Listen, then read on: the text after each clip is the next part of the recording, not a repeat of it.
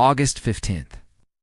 1945 marked the moment Emperor Hirohito's voice crackled through radio speakers across Japan, announcing surrender.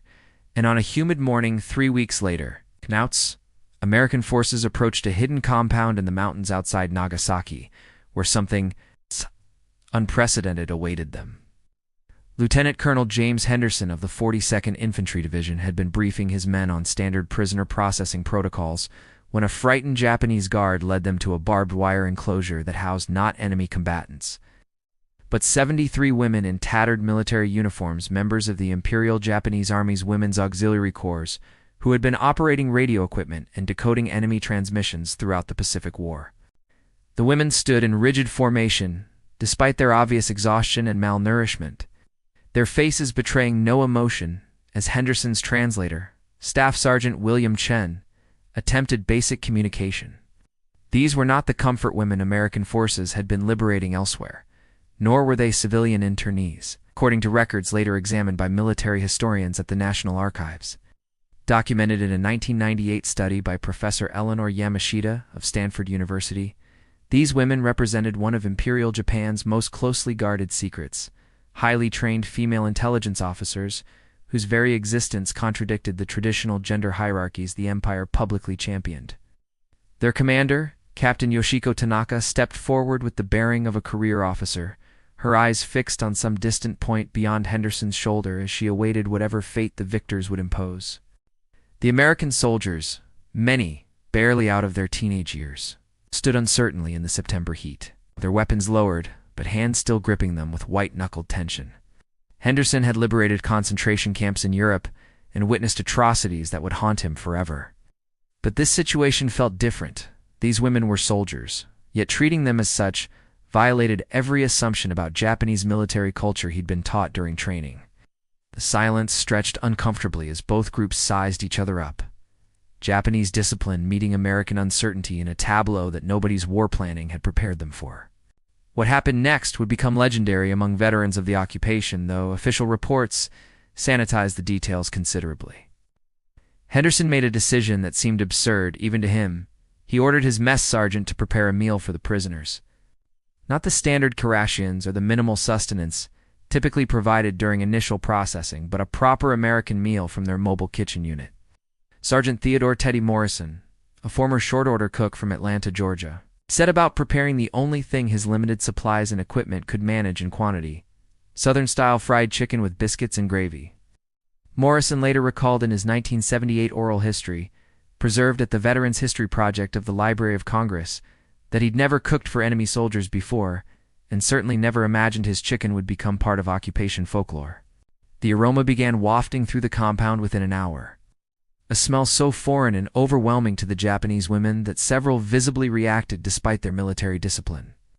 The women of the Women's Auxiliary Corps had survived on diminishing rations for months: watery rice porridge, occasional pickled vegetables, and in the final weeks before surrender, whatever wild plants grew near their mountain facility. Hunger had become their constant companion, gnawed at their concentration during decryption work. It donated their dreams with memories of family meals that seemed impossibly distant. When American soldiers began setting up folding tables in the compound courtyard that September morning, confusion rippled through their ranks. Captain Tanaka maintained her stern expression, but her subordinates exchanged furtive glances that betrayed their bewilderment at this unexpected development in their captivity. Sergeant Morrison and his kitchen crew worked efficiently, hauling steaming pans of golden brown chicken pieces, fluffy biscuits that had risen miraculously despite the humidity, and pots of cream gravy that looked utterly alien to women raised on miso soup and rice. The cultural distance between Southern American cooking and traditional Japanese cuisine stretched across more than just geography. It represented fundamentally different philosophies of food, flavor, and communal eating, according to anthropological research conducted by Dr. Robert Matsumoto in his 2003 study, Food as Diplomacy: Culinary Encounters in Occupied Japan, published in the Journal of Military History. These early food interactions between occupiers and occupied carried symbolic weight far beyond their immediate nutritional purpose. Lieutenant Colonel Henderson approached Captain Tanaka with Sergeant Chen translating, explaining that the meal was provided without obligation. Accepting it would not be considered a surrender of honor beyond what the Emperor's radio address had already declared.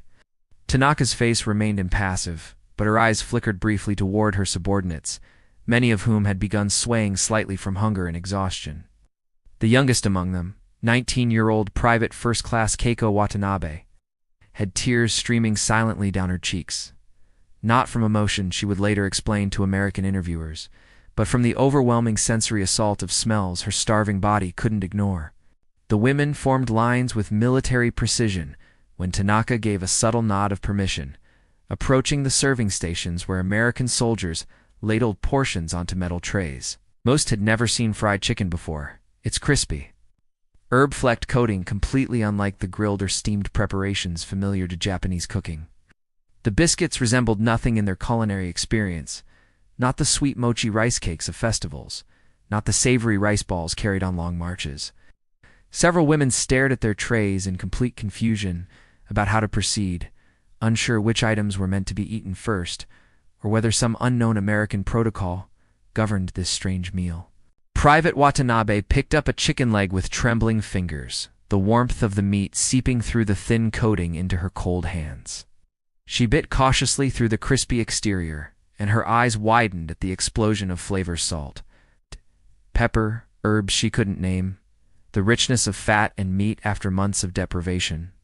Around her, similar reactions played across the faces of her fellow prisoners as they encountered American food for the first time. Some women began eating rapidly, military discipline temporarily abandoned to biological necessity.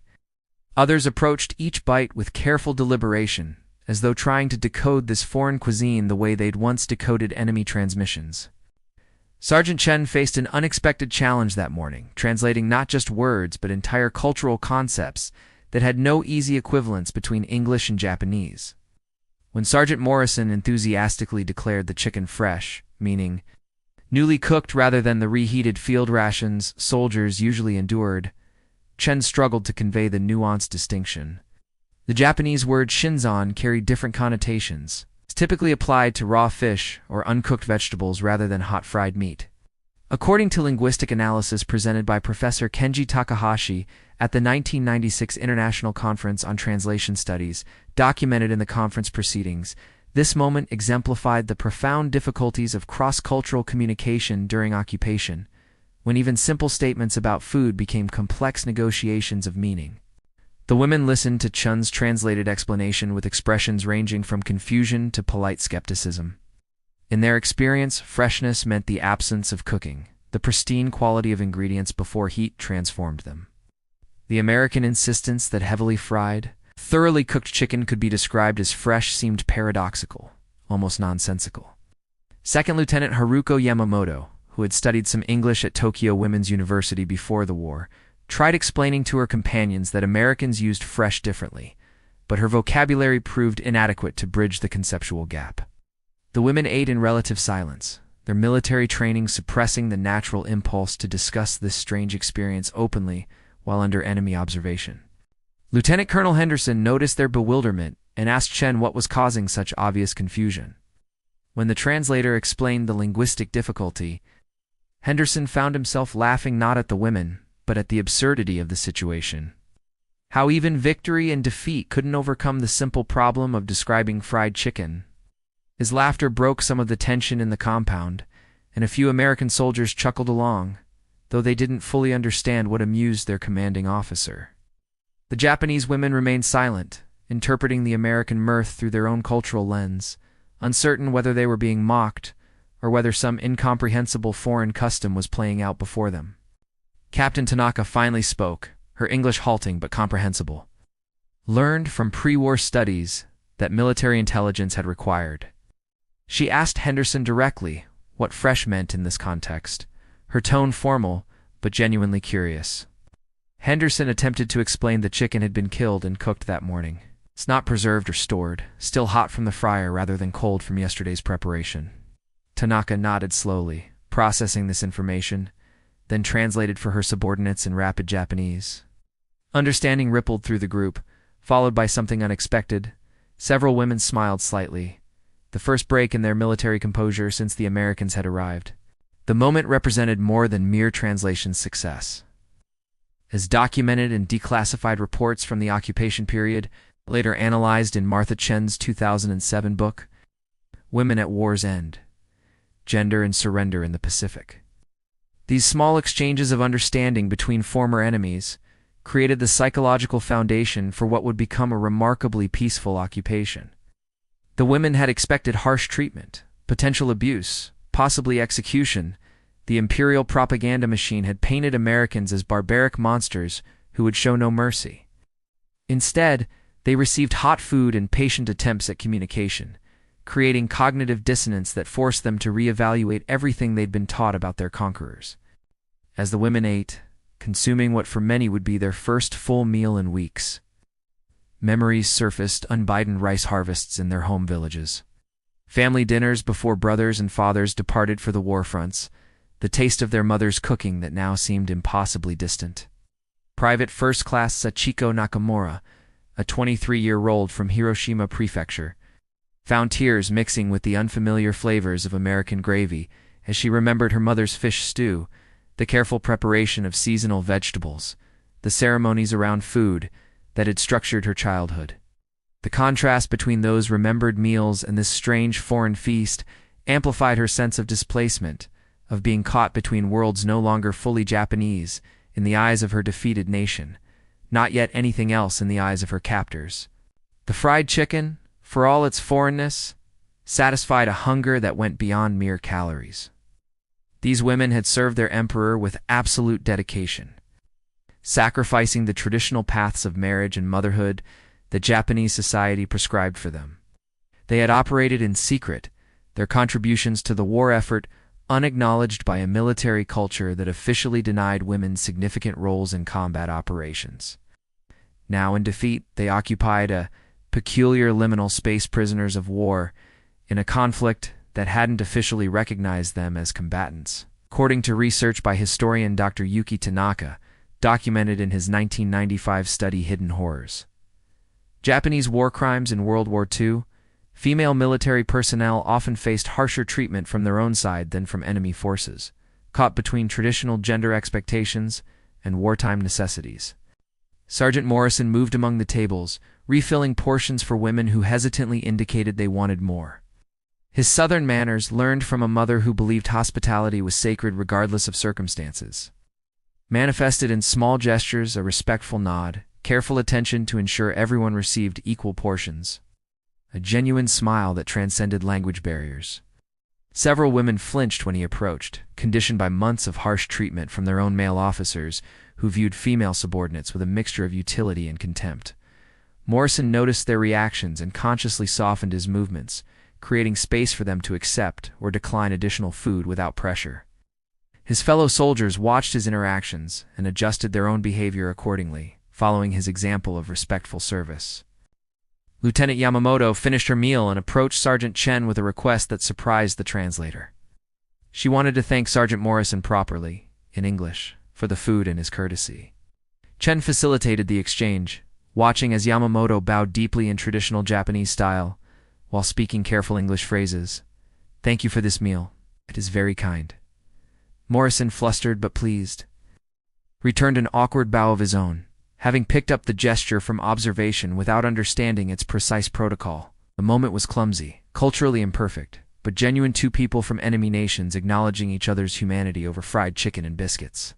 The women of the Women's Auxiliary Corps began talking among themselves in low voices, the strict military silence gradually dissolving as they realized the Americans weren't going to punish casual conversation. They compared impressions of the strange food, debated whether they liked it, wondered what other American customs awaited them in whatever came next. Captain Tanaka allowed this breach of formal discipline, recognizing that her authority as their commanding officer had entered ambiguous territory now that the war had ended. The afternoon sun climbed higher as the meal concluded, and the practical realities of prisoner processing reasserted themselves over the brief interlude of shared food. Lieutenant Colonel Henderson gathered his officers to discuss the logistics of transferring these women to proper POW facilities, a task complicated by their gender and military status. The Geneva Conventions provided clear protocols for male prisoners of war, but female combatants occupied a legal gray area that occupation authorities were still figuring out, according to War Department. Memoranda from September 1945, preserved in the National Archives, Regional commanders received conflicting guidance about handling female Japanese military personnel, reflecting broader uncertainty about women's roles in warfare. Captain Tanaka requested a formal meeting with Henderson, conducted with Sergeant Chen translating, where she provided detailed information about her unit's composition, their mission parameters, and their activities during the war. She maintained military protocol throughout, treating the exchange as an official surrender negotiation between officers despite the vast power imbalance. Henderson respected her formality, conducting the interview with the same professionalism he would show a male counterpart. Tanaka revealed that her unit had specialized in signals intelligence, monitoring Allied radio traffic and attempting to break American encryption systems, work that, had they been more successful, could have cost American lives. She offered this information without apology or justification, simply stating facts as a defeated officer reporting to the victorious command. The revelation complicated Henderson's perception of these women. They weren't simply support personnel or administrative staff, they had been active participants in the intelligence war. Enemies in the truest sense, even if they'd never fired weapons. Yet looking at them now, exhausted and thin, eating fried chicken with obvious hunger, made it difficult to maintain the abstract hatred that wartime propaganda cultivated. Henderson had seen enough of war to know that soldiers on both sides were human, that victory and defeat were often matters of resources and geography rather than moral superiority. Still, confronting that knowledge in the form of 73 Japanese women created a cognitive dissonance he struggled to resolve. Private Watanabe approached one of the American soldiers, a young private named Daniel O'Connor from Boston, and attempted communication through gesture and broken fragments of English, learned from intercepted radio transmissions. She pointed to his uniform patches, clearly curious about American military organization, comparing them with her own insignia. O'Connor, 19 years old, and uncomfortable with his status as conqueror, responded with equal awkwardness, trying to explain his unit's history and purpose. The conversation was halting and imperfect, but it established a human connection that transcended the political abstractions of nations at war. Other soldiers and prisoners observed this interaction, and slowly more such exchanges began occurring across the compound.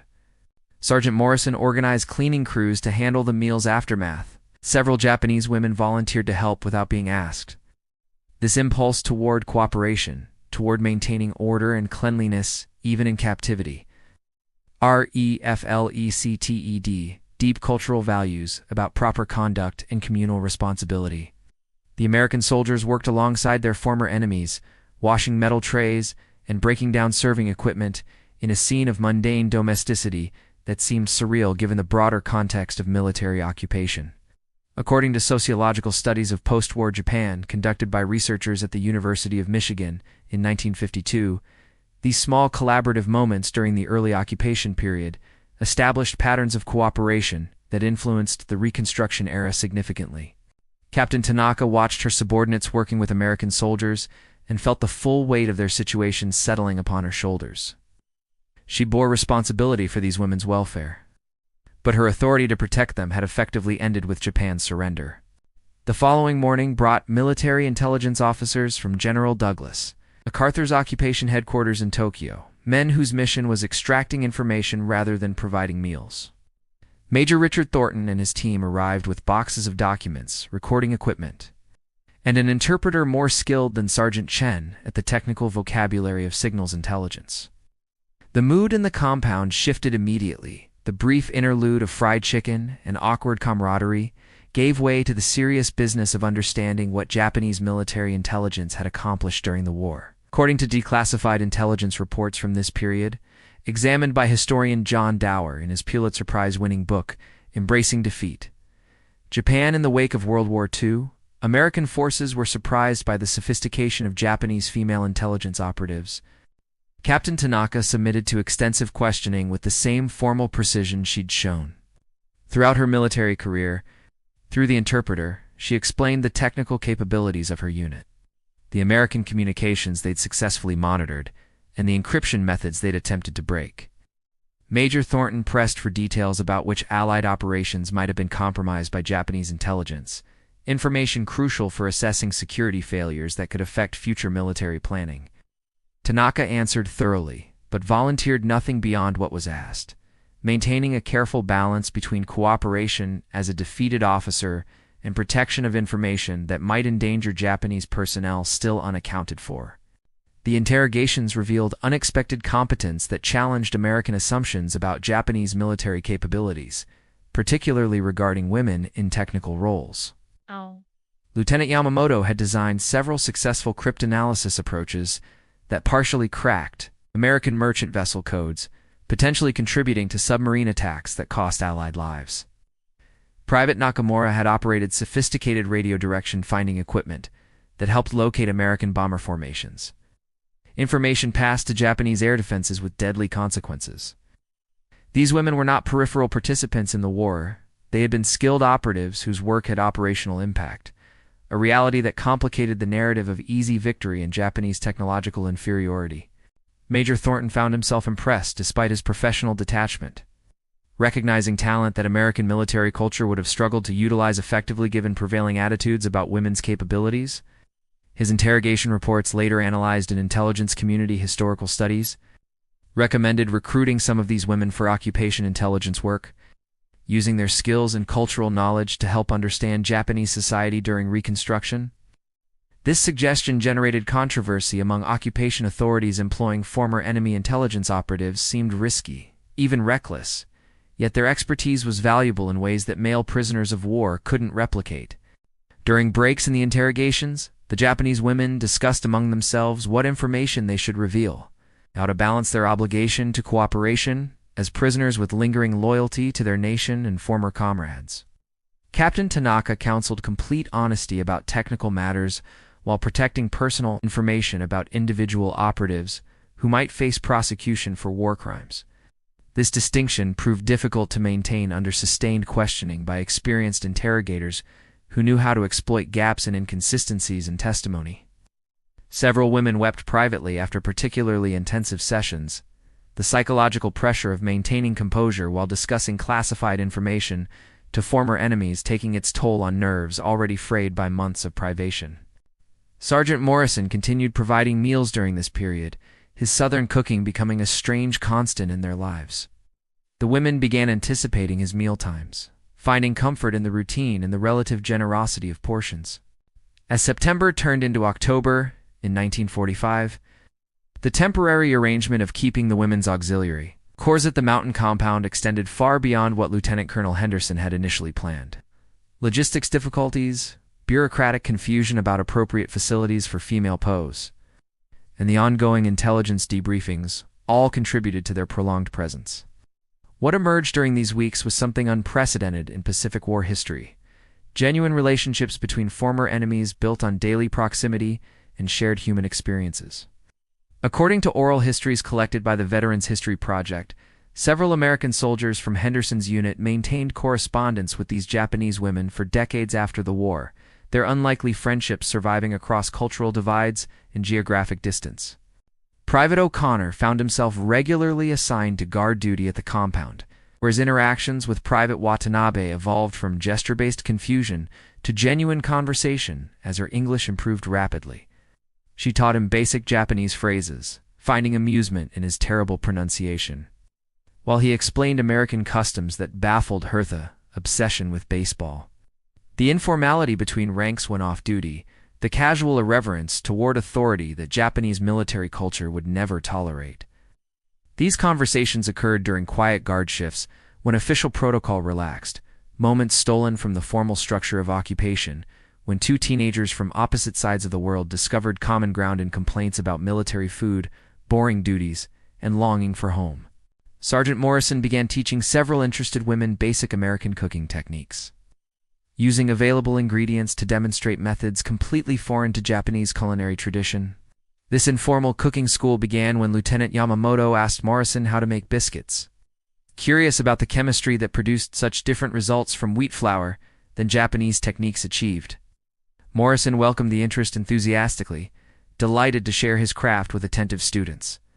Within days, half a dozen women were learning about leavening agents, proper fat ratios, and temperature control knowledge that some would later use in post-war Japan as the occupation introduced American food culture to a defeated nation. These cooking lessons created an environment remarkably free of the animosity that characterized much of the early occupation. Women who had spent years viewing Americans as demonic enemies now laughed at Morrison's exaggerated demonstrations of biscuit making, his theatrical complaints about substandard ingredients eliciting genuine amusement despite language barriers. The shared activity of food preparation, humanity's most ancient collaborative practice, dissolved barriers that ideology and propaganda had erected. Captain Tanaka initially viewed these interactions skeptically, worried about her subordinates becoming too comfortable with their captors, but even she eventually participated, recognizing that maintaining rigid hostilities served no practical purpose. The compound developed its own microculture during this period, a unique social space where normal rules of occupation partially suspended. American soldiers brought playing cards and taught the women poker and gin rummy, games that required no common language but created moments of competitive levity. Japanese women sang traditional songs during evening hours, their harmonies carrying across the compound in performances that moved American. Soldiers who understood nothing of the lyrics but recognized beauty and melancholy in the melodies. These cultural exchanges occurred spontaneously, unplanned by military authorities or occupation policy, genuine human connection, emerging from proximity and shared circumstances. Lieutenant Colonel Henderson observed these developments with mixed feelings. The fraternization technically violated regulations about prisoner interactions, yet he recognized its value in maintaining order and morale among both captives and captors. In mid-October 1945, mail service finally reached the mountain compound, allowing both American soldiers and Japanese prisoners to send letters home for the first time in months. The letters written during this period, some preserved in military archives and family collections, reveal the complex emotions of people processing war's end from their peculiar position between victory and defeat, occupation and captivity. Private O'Connor wrote to his mother in Boston, describing the strange situation of guarding Japanese women who seemed more scared of us than we ever were of them. An observation that captured the disconnect between wartime propaganda and occupation reality. Private Watanabe composed letters to her family in Osaka, carefully avoiding details about her military service that censors would redact, or that might bring shame to her parents in a society struggling to process defeat. She mentioned the American food she'd encountered, describing fried chicken in terms her mother might understand while acknowledging its fundamental strangeness to Japanese palates.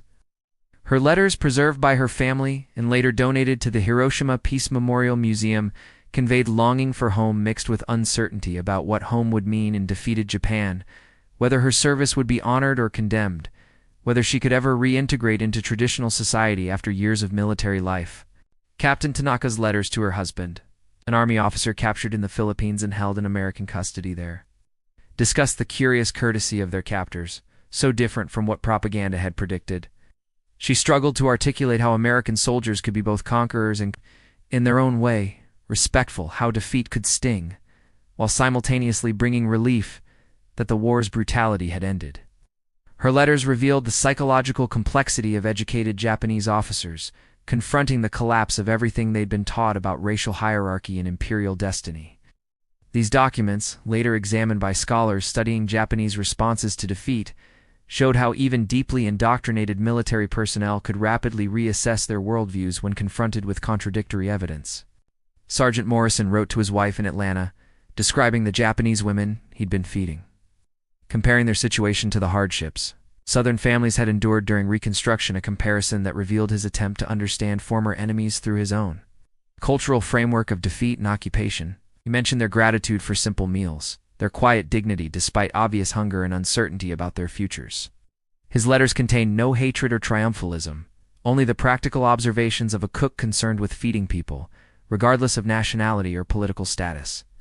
This perspective, replicated among many ordinary soldiers who formed the occupation's human foundation, contributed to relatively peaceful relations between occupiers and occupied despite the war's vicious nature. The act of writing these letters forced participants to articulate experiences that defied easy explanation. How could O'Connor tell his mother that he'd become friends with enemy intelligence operatives who might have contributed to American deaths? How could Watanabe explain to her traditional parents that she'd learned to cook foreign food with enemy soldiers, that she'd laughed at American jokes and found common ground with men she'd been trained to hate. The letters navigated these complexities with varying success, some achieving genuine insight, others retreating into comfortable platitudes that avoided uncomfortable truths. Male censors on both sides read these letters with interest, intelligence officers looking for security violations, while simultaneously gathering information about morale and attitudes during the occupation's early phase. The correspondence patterns that emerged, increasing friendliness between former enemies, declining expressions of ideological commitment, focus on practical daily concerns rather than political abstractions, signaled the rapid normalization occurring in places like the mountain compound. In late October 1945, orders finally arrived transferring the women of the Women's Auxiliary Corps to a permanent POW facility near Yokohama, where occupation authorities had established proper processing centers for the thousands of Japanese prisoners requiring repatriation or continued detention. The announcement brought mixed reactions: relief at moving to our resolution of their ambiguous status, anxiety about leaving the relatively benign environment of the mountain compound for unknown conditions elsewhere. According to administrative records from the occupation period, reviewed by historians at the National Institute for Defense Studies in Tokyo, the transfer of female military personnel presented persistent challenges throughout the demobilization process. Captain Tanaka organized her unit for the move with characteristic military precision, ensuring everyone had proper documentation, that personal belongings were collected and secured, that they would depart with the same discipline they'd maintained throughout their service. Lieutenant Colonel Henderson oversaw the transfer arrangements, coordinating transportation and security while privately concerned about what reception these women would face at the larger facility. The easy camaraderie that had developed at the mountain compound was an anomaly, a product of specific circumstances and particular personalities that might not replicate elsewhere. The final morning at the compound began with Sergeant Morrison preparing one last breakfast of fried chicken, a deliberate callback to that first bewildering meal weeks earlier. The women received the food with emotions now complicated by familiarity. Had been strange and overwhelming, was now recognizable, even comforting in its own way. They ate together with the American soldiers who had guarded them, an informal gathering that violated every protocol of proper prisoner management, but somehow seemed appropriate given their shared experience. Morrison made a short speech, translated by Sergeant Chen, thanking the women for their patience with his cooking and wishing them well in whatever came next. Several women cried openly, their military composure finally cracking under the weight of accumulated stress and uncertainty. Private Watanabe gave Private O'Connor a small origami crane she'd folded from a scrap of paper, a traditional symbol of peace and hope that carried added poignancy given Japan's recent experience with atomic weapons at Hiroshima and Nagasaki. O'Connor accepted it carefully, recognizing the gift's significance even if he didn't fully understand its cultural meaning. They exchanged addresses, promising to write though neither knew if such correspondence would be permitted or practical. Similar exchanges occurred throughout the compound as women and soldiers said goodbye to people who had been enemies, then captors and captives, and finally something approaching friends. The trucks arrived mid-morning, military vehicles that would carry the women toward whatever future awaited them in occupied Japan. Captain Tanaka conducted a final inspection of her unit, ensuring everyone was accounted for and prepared, then reported formally to Lieutenant Colonel Henderson that they were ready for transfer. Henderson returned her salute with the respect to a fellow officer, a gesture that meant more to Tanaka than she could articulate acknowledgement of her military service and leadership from an enemy commander. They shook hands, another cross-cultural gesture, loaded with meaning, before Tanaka ordered her unit to board the trucks. As the convoy departed, American soldiers lined the compound fence watching them go. Sergeant Morrison stood with arms crossed, uncharacteristically quiet, watching trucks disappear down the mountain road. The compound seemed emptier than it should have, the absence of the Japanese women creating a void that the remaining soldiers felt but couldn't quite explain. The women of Captain Tanaka's unit dispersed into post-war Japan following their release from the Yokohama facility in early December 1945, each carrying memories of their mountain compound experience into lives dramatically reshaped by defeat and occupation. 8. Private Watanabe returned to Osaka, where she found her family's home destroyed by American firebombing, her father dead, and her mother and younger siblings struggling in the ruins. She used cooking skills learned from Sergeant Morrison to open a small restaurant serving what she called American-style food to occupation personnel, eventually expanding into a successful business that survived into the 21st century, a culinary bridge between cultures built on memories of fried chicken and unexpected kindness. Lieutenant Yamamoto was recruited by Occupation Intelligence Services, her cryptanalysis skills too valuable to waste despite her former enemy status. She worked throughout the late 1940s helping American forces understand Japanese military communication systems while simultaneously assisting in rebuilding Japan's civilian telecommunications infrastructure. Her career embodied the complicated collaborations between former enemies that characterized the occupation period. Practical cooperation coexisting with lingering cultural tensions and historical grievances. Yamamoto never fully reconciled her wartime service with her post-war work for occupation forces, carrying that contradiction throughout a long life that ended in 2003. Captain Tanaka struggled most visibly with post-war reintegration. Her military career and leadership role in the Women's Auxiliary Corps marked her as unsuitable for traditional female roles in recovering Japanese society. She eventually found work with the Japanese Red Cross, using her organizational skills to coordinate relief services for war widows and orphans, channeling her service instinct into civilian humanitarian work. Tanaka maintained occasional correspondence with Lieutenant Colonel Henderson until his death in 1978, their letters carefully avoiding discussion of the war itself while noting shared concerns about subsequent conflicts in Korea and Vietnam, veterans' perspectives transcending their former enemy status.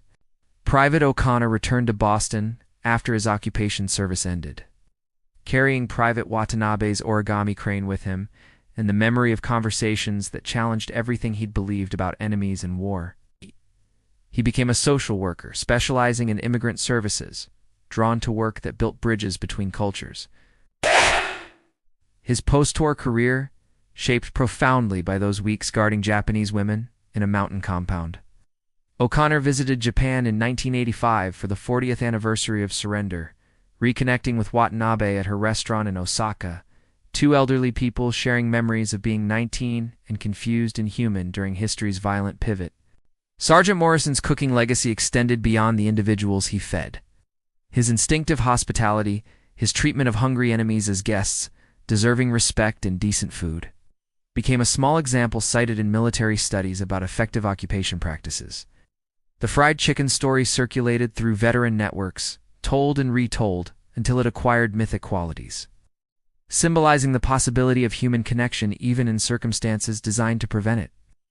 Morrison himself remained characteristically modest about his role, telling interviewers in his later years that he'd simply done what any decent cook would do: feed people who were hungry, and that everything else was exaggerated sentiment attached to ordinary kindness.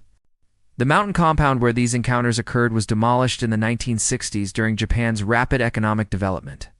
Its location now occupied by a highway interchange serving the industrial corridor between Nagasaki and Fukuoka.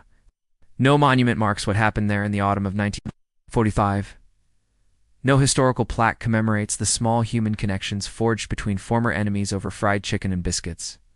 Yet the story persists in family memories, veteran associations, and historical archives, a footnote to the massive machinery of war and occupation, a reminder that history's grand narratives always contain smaller stories of people trying to remain human despite circumstances designed to strip humanity away.